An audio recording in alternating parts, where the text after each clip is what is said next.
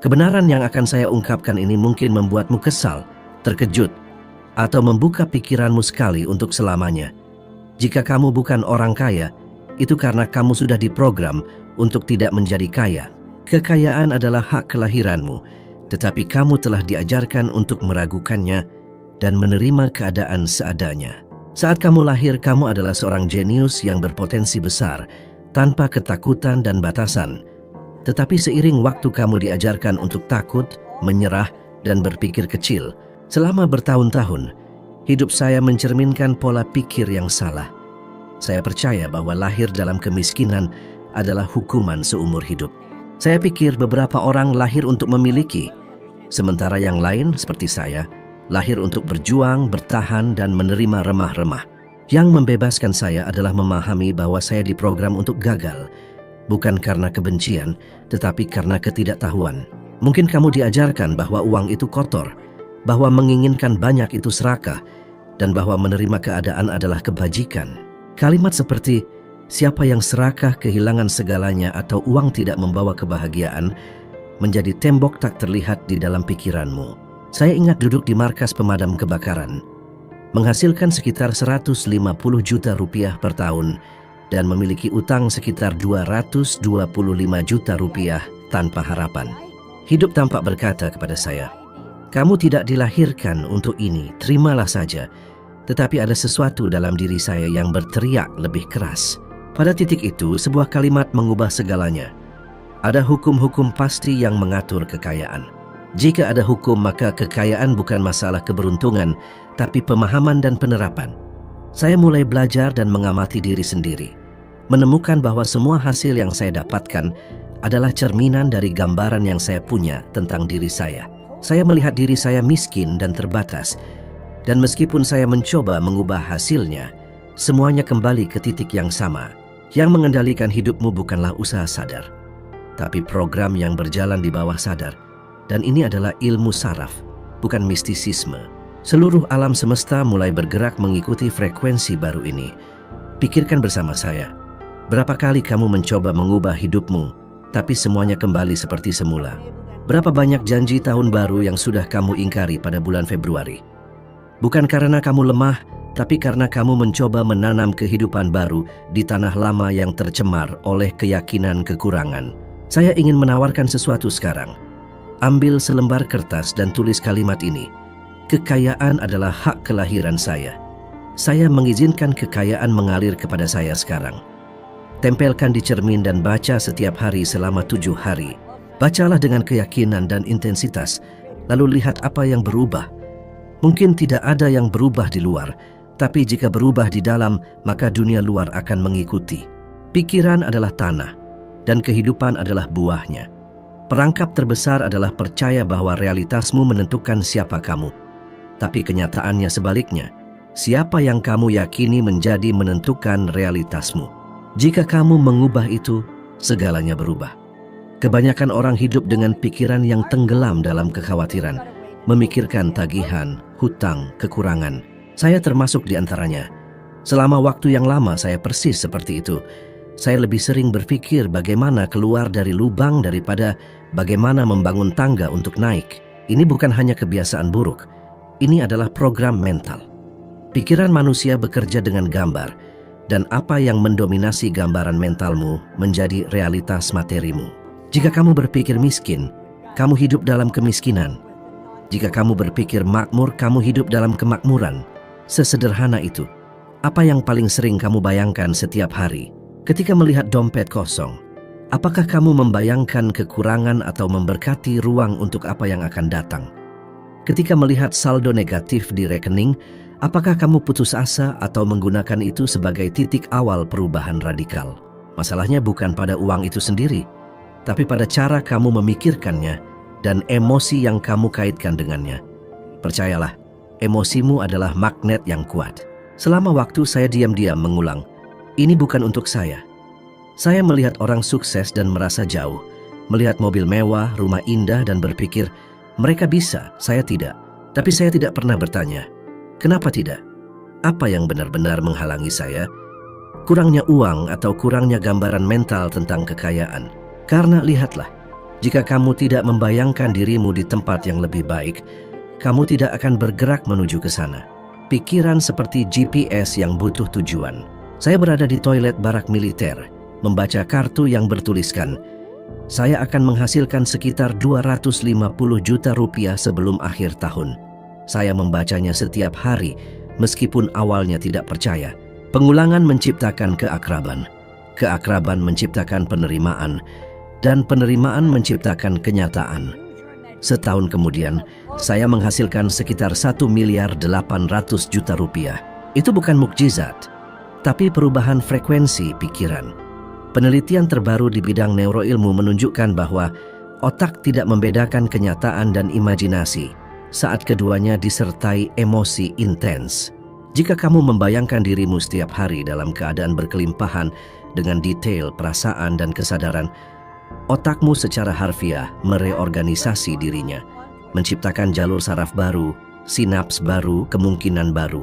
Lalu kamu mulai bertindak berbeda, membuat keputusan yang selaras dengan siapa kamu sedang menjadi. Dan keputusan itu menghasilkan hasil baru. Saya tidak bilang kamu hanya duduk dan menunggu uang jatuh dari langit. Saya bilang, ketika pikiranmu disetel untuk kemakmuran, kamu akan melihat peluang di mana sebelumnya hanya ada masalah. Kamu akan berani melakukan sesuatu yang dulu membuatmu ragu, karena identitasmu akan berubah dan semua dimulai dari apa yang kamu pikirkan. Lihat sekelilingmu. Semua yang ada telah diciptakan dua kali. Pertama di pikiran, lalu di dunia nyata.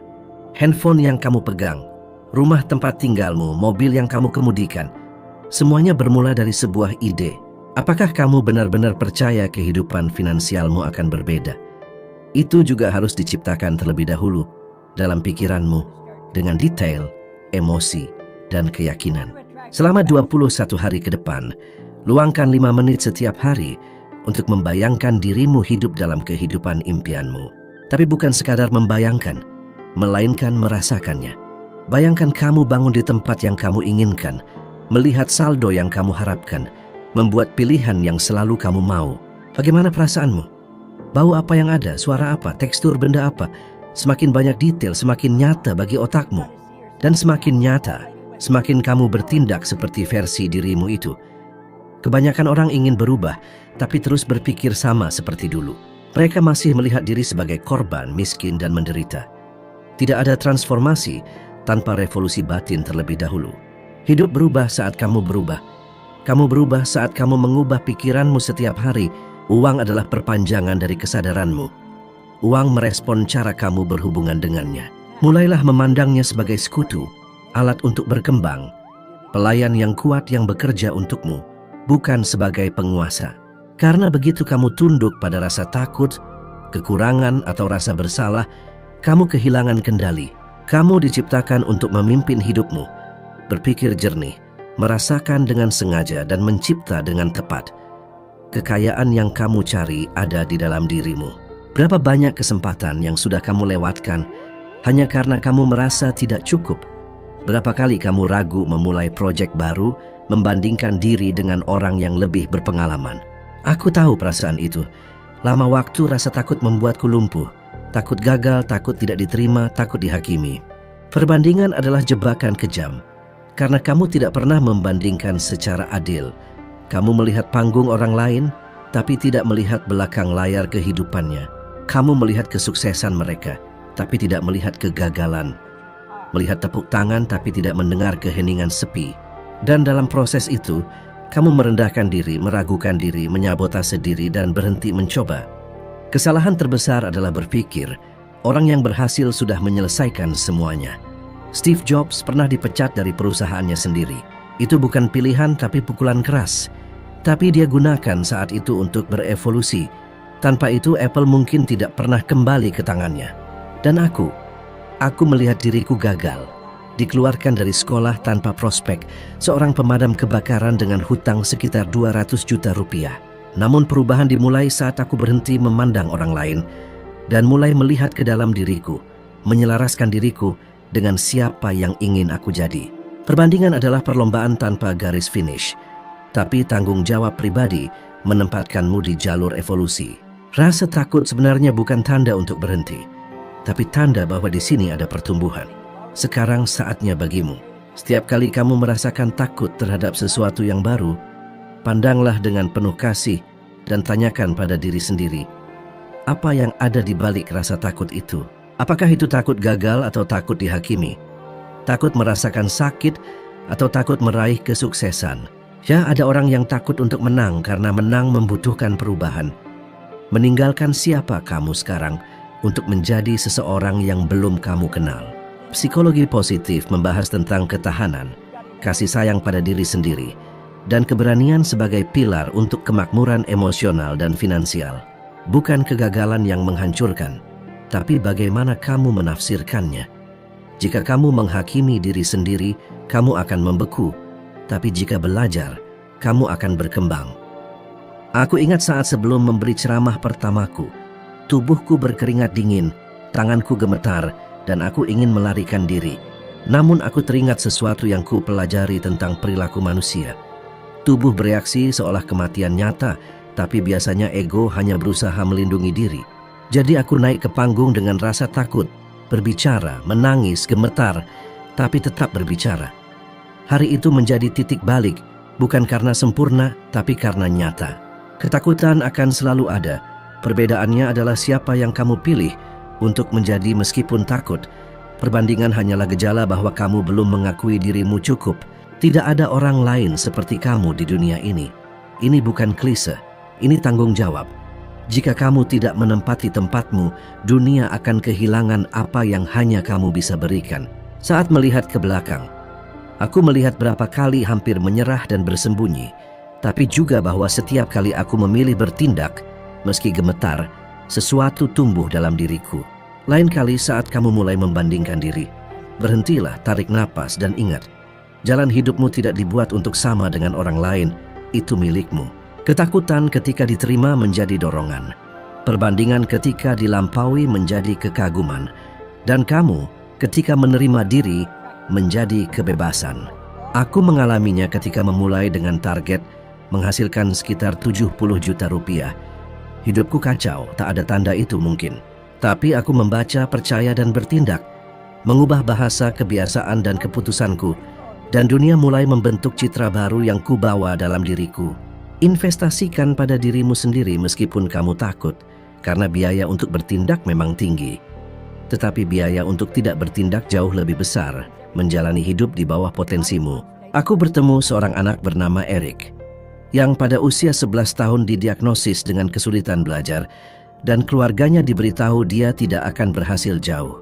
Namun dia datang ke salah satu seminar saya, menyerap apa yang kami ajarkan, menerapkannya, menulis tujuan, mengulangi afirmasi, dan percaya pada dirinya sendiri.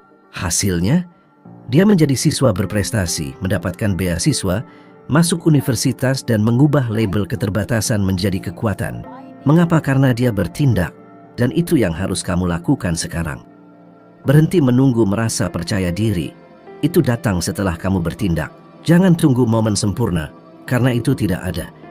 Yang ada adalah sekarang. Jika kamu bertindak sekarang, walau hanya langkah kecil, kamu sudah mematahkan kebekuan. Bacalah tujuanmu, bayangkan hasilnya, rasakan pencapaiannya, dan bertindaklah setiap hari. Perubahan kecil yang dilakukan secara konsisten menghasilkan hasil besar. Gunakan hukum ini bukan hanya untuk berharap, tapi untuk merencanakan dan bertindak. Jangan biarkan pengetahuan jadi debu mental. Jadikan ia batu bata realitas baru. Batu bata demi batu bata. Ingatlah, kamu bukan di sini untuk mengumpulkan teori, tapi untuk membangun visi. Dan setiap bangunan butuh tindakan. Segala yang kamu inginkan sudah tersedia. Tapi kamu harus menjadi kompatibel. Artinya berpikir, merasakan, dan bertindak berbeda. Mulailah dari yang kecil, tapi mulailah. Kamu diciptakan untuk mewujudkan. Manifestasi adalah pertemuan antara pikiran kreatif dan sikap tegas. Pertemuan ini hanya terjadi jika kamu berkomitmen pada penerapan. Jangan tunggu lagi. Bertindaklah, ubah, hiduplah, dan buktikan pada dirimu kekuatanmu. Buktikan bahwa semua yang kamu anggap mustahil hanya menunggu langkah pertama darimu. Transformasi bukan terletak pada apa yang kamu tahu, tapi pada apa yang kamu lakukan. Keajaiban ada dalam gerakan. Saat kamu bertindak meski ragu, alam semesta merespon dengan jelas.